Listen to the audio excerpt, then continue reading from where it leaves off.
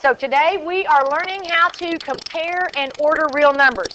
Just to kind of review, we learned how to classify, we learned rational numbers and irrational numbers. Then we learned how to take all those real numbers, Luke, and put them in sets yesterday. Today we're going to learn how to put them in order. Tomorrow we're going to learn scientific notation. Thursday we're going to review. And Friday is our first test. And so my suggestion to you is that you kind of start studying for your first test. I don't mean sweat blood, I mean study. So to study for your first test, you're just going to open your math notebook and you're just going to look at it. You're going to review squares and square roots. You're going to see, oh yeah, that's a radical sign. Look, I'm just looking over these notes real quick. Yes, all right, that makes sense. Go to the next one. Rational numbers, decimals to fractions, fractions to decimals. Rational numbers are any number that can be as a fraction. Then I classified whole, integer, rational, real. Okay, how long did that take? I recorded it. How long did that take? Approximately. 30 seconds, 45 seconds, not that long. If you do that every day, even if you didn't sweat and go, freak out, if you just look at your folder every day, just turn the pages and look at them, you would be surprised at how that information is going to start sticking into your brain without any effort whatsoever. So my recommendation is tonight, if you guys play your cards right, 6th period got 22 minutes to work on their math homework today. So you could conceivably get all your math homework done in class and then just review your math notes to help you for your first math test. Yes? Yes. Okay, compare and order numbers. Here's the gist of how to compare and order numbers. You just want to put them all in the same form. So you have your foldable. I totally forgot how to tell y'all to put it together. All you're going to do is fold it up like that. That's it. So easy peasy. Grab yours, Lauren. Grab you one. If you came in late and you grab one in the back, you can cut it in half if you want to. I totally ran out. Okay, so if you have a big sheet that looks like this, you can get your scissors out, cut it in half, and maybe give Lauren the other one. Yes? Okay, so if you grabbed a big sheet on your way in, you're just going to cut it in half and give the other sheet to your neighbor who may be in that same spot. Okay. Oh, I mean, if you feel like you need one. Okay. Okay, are y'all ready? Yes? Okay. Do not cut up the slits, because if you do, you're not listening to me right now. So don't even worry about that. Now, we're going to put all these numbers in order. You can, as a matter of fact, you can just fold it down. Like you fold it up like this. But then you can just fold it down and see those same numbers are written on the other side. Now, I want you looking up here. Yes? Okay. We're going to put all these numbers in order, but it's hard to do because they don't all look the same. So we're going to make them look the same, and when they look the same, we're going to be able to put them in order from small to big, but they're all different. And we're going to put them in decimal order, because if you put them in decimal order, you can just look at place value then to determine what order they go in. So here is 3 1/5. We're just going to leave the 3 like it is, and then we're going to turn 1/5 into a decimal. So you're going to pick up your calculator. Pick up your calculator. Pick up your calculator. Why is my calculator not popping up? Okay. We're going to take a commercial break, and we're going to go get the calculator because... All right, here we go. In your calculator, type 1 divided by 5. 1 divided by 5. Enter. What do we get? 0.2. So then we're going to go back to our foldable and go, all right, this is 3.2 then. Then we're going to go to the square root of 14. So we're going to go back to our calculator, type second square root 14, enter 3.74. And I see that there's a long list of other numbers here, but I think I'm only going to need the first couple. So for now, those are the only ones I'm going to write, 3.74. That'll work, I think. Pi. I think you know pi. Do y'all know pi to the first two numbers? 3.14. So easy. So easy. Now, I know it goes on further, but I think those are the only ones I need. This kind of looks a little nasty, doesn't it?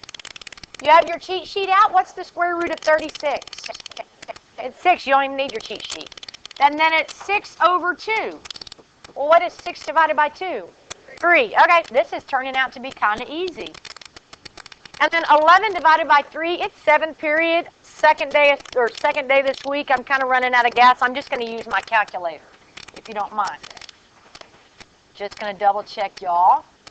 What? 3 point. Now, notice on my calculator there's a 7 right here.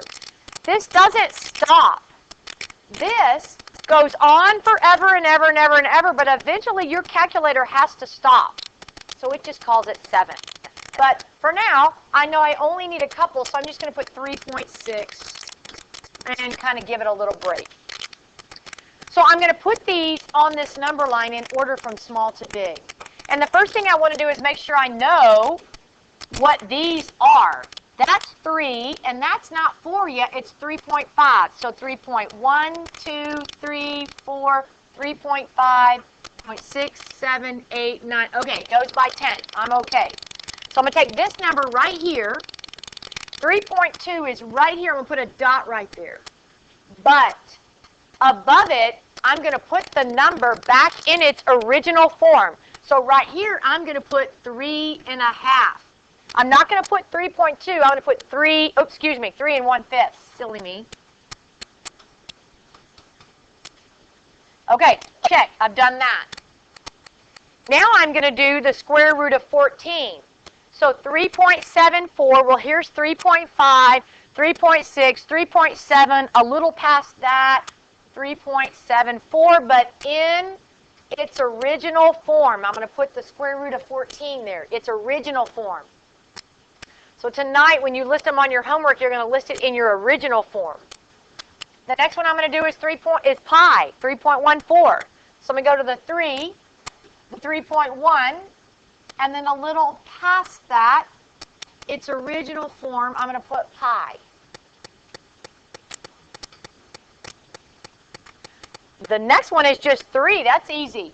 Put a big circle right here in its original form, the square root of 36 over 2. And then finally, 3.6666 or 11 over 3. Go to 3.5. Go to 3.6, but then go a little bit past it and back in its original form.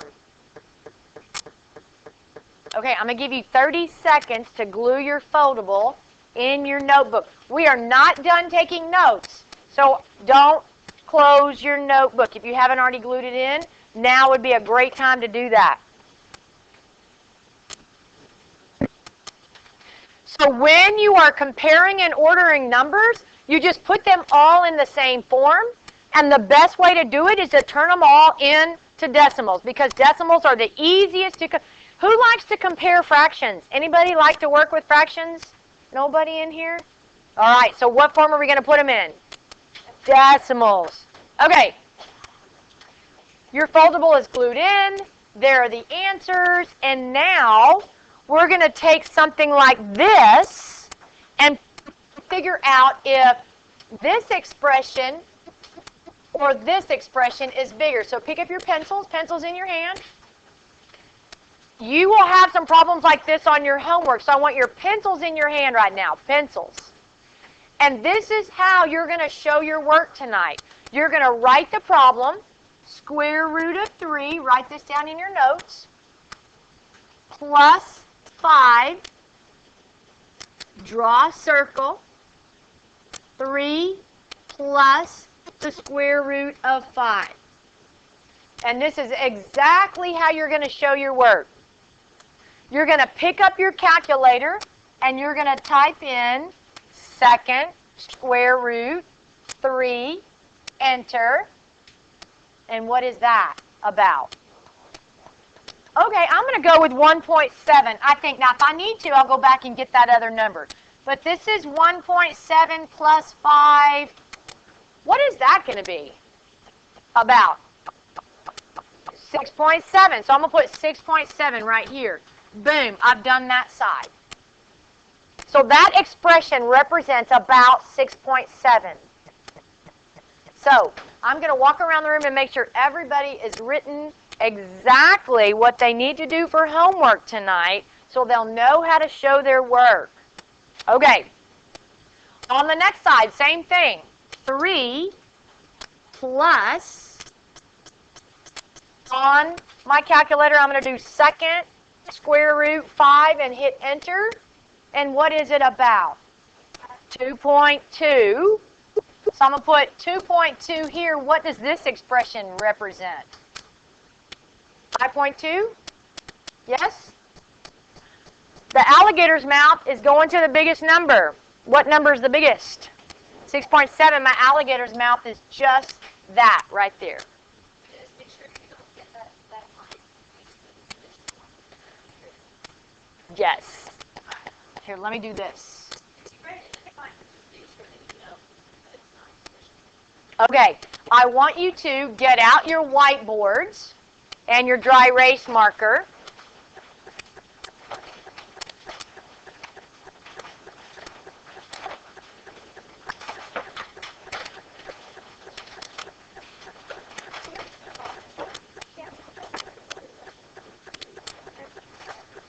Okay, I want you to write this problem on your dry erase board, and then as you solve it, I'm going to walk around the room so that I can check to make sure everybody knows how to show their work in case they didn't get it written down in your notes. So it's only the problem that I've circled. You're going to write it down. Then underneath you're going to show your work just like we did on the examples. And I'm going to verify that you know how to show your work.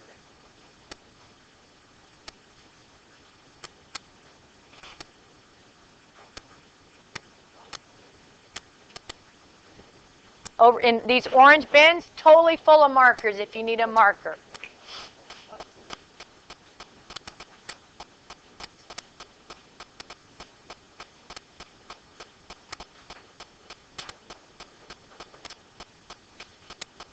Yes, Addie. Okay, it's okay. I'm going to ask y'all to hold it up in a minute. If you would just let me call you Maddie all year, you'd be like my last remaining, I can't remember your name properly, kid. But I don't guess you're going to go for that, are you?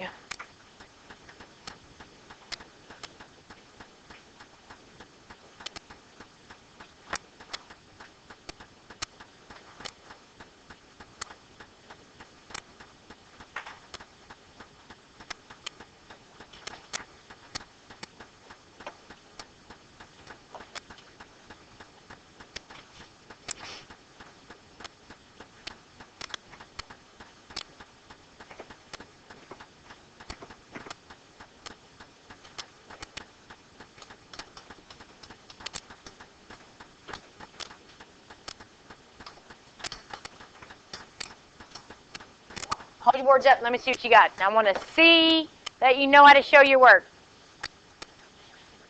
Killed it. All right, one last problem. On your whiteboards, I want you to put these in order from small to big. What do you have to do to put them in order from small to big? Yes, make them a decimal. Your work tonight, you have to show that you've done that. And then when you write them down, you do it in original form. So underneath the square root of 5, you're going to write whatever the square root of 5 is. This one you don't have to change. That one you do have to change. write it When you're listing the answer, yes, you list it in its original form. And I'm so sorry I didn't give 6th period this problem to do. They're going to be my poor kids where I go, oh, that's right, I should have done this too.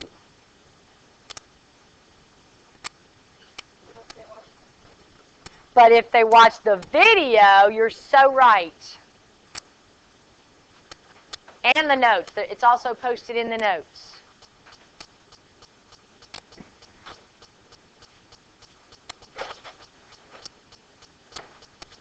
All right. The square root of 5. This is how I'm going to show my work because my math teacher is crazy and she is nuts about showing your work. The square root of 5 is about 2.2. So I'm going to write 2.2, 2.5. Then I'm going to do the square root of 3. The second square root of 3, 1.7. 1.7. Which number is the smallest? Which is the square root of 3. Which number is next? Which is the square root of 5. And then finally, 2.5. This is how you're going to show your work tonight. That's how you show your work. Okay, do me a favor right now and put your dry erase markers and stuff back in your desk. We're closing in on 20 minutes of class left. You're going to get about 17 minutes to work. I want your hands empty when your desk is clear and your eyes up here. Put your glue sticks away too. Scissors if you got them out. Dry erase board. Look around you. Make sure nothing's on the floor. This is my year of keeping my class clean. Okay. A couple of things. Your homework is on a piece of, it's out of the textbook. But I actually printed it for you so you don't have to worry about going online and trying to find it. I want your hands empty. I want your eyes on me. You may not do your work on this sheet. You can write on it. I don't care.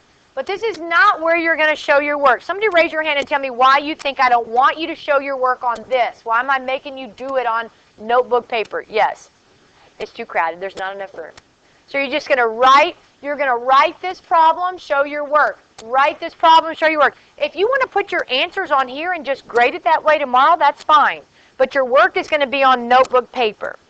You don't have to write the word problems. You don't have to do any of that. You just show your work on notebook paper. Yes? It even says so. All work must be done on notebook paper or graph paper.